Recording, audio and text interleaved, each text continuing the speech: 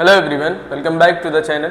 शुरू करते हैं आज की रिपोर्ट। ईरान के सुप्रीम लीडर ने भरी हुंकार, इजराइल और यूएस के खिलाफ हमले की कही बात।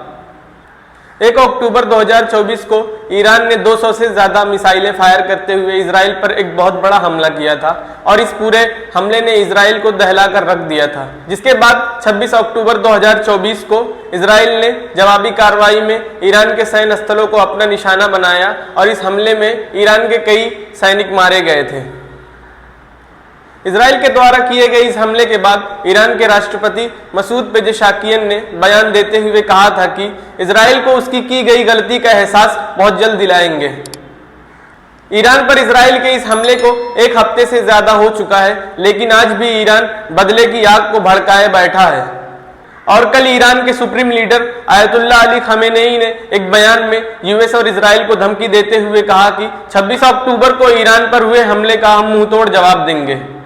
ईरान के supreme leader Ayatollah Ali Khamenei कल शनिवार को छात्र दिवस के मौके पर ईरान की यूनिवर्सिटी में छात्रों से मिलने गए थे। वहां उन्होंने छात्रों से मिलकर छात्र दिवस को मनाया।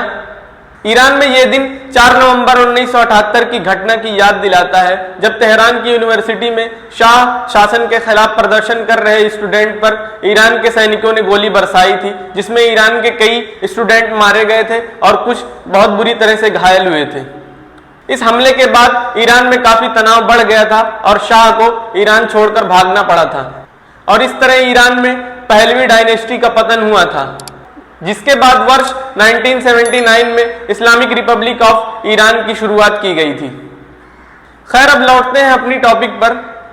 ईरान की यूनिवर्सिटी में छात्रों से बात करते हुए सुप्रीम लीडर ने अपने बयान में कहा कि हमारे दुश्मन इजराइल और यूएस को ये बात बहुत अच्छी तरीके से समझ लेनी चाहिए कि वो जो कुछ भी ईरान के खिलाफ कर रहे हैं, निश्चित तौर पर उसका जवाब उन्हें दिया जाएगा।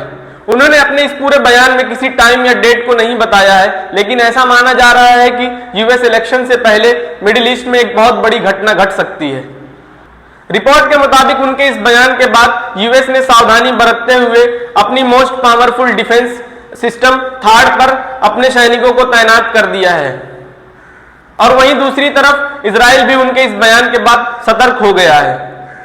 ऐसा माना जा रहा है मिडिल ईस्ट में चल रही इस जंग का ईरान अब पूरी तरह से हिस्सा बन चुका है और अल जजीरा की एक रिपोर्ट में बताया गया है कि ईरान अपने मिलिट्री बजट को 200% से बढ़ाने का प्लान कर रहा है। यानी कि मौजूदा हाल में जो कुछ भी ईरान का मिलिट्री बजट होगा, उससे वो 200% अपने मिलिट्री बजट को बढ़ाने का प्लान कर रहा है, जो अपने आप में एक बहुत बड़ी बात है और ऐसा करने के बाद ईरान की शक्तियां और भी बढ़ जाएंगी। आज की रिपोर्ट में इतना ही दोस्तों, मिलते हैं अगली नेक्स्ट रिपोर्ट में। वीडियो अच्छी लगी हो तो लाइक करना, चैनल को सब्सक्राइब करना। Thank you so much.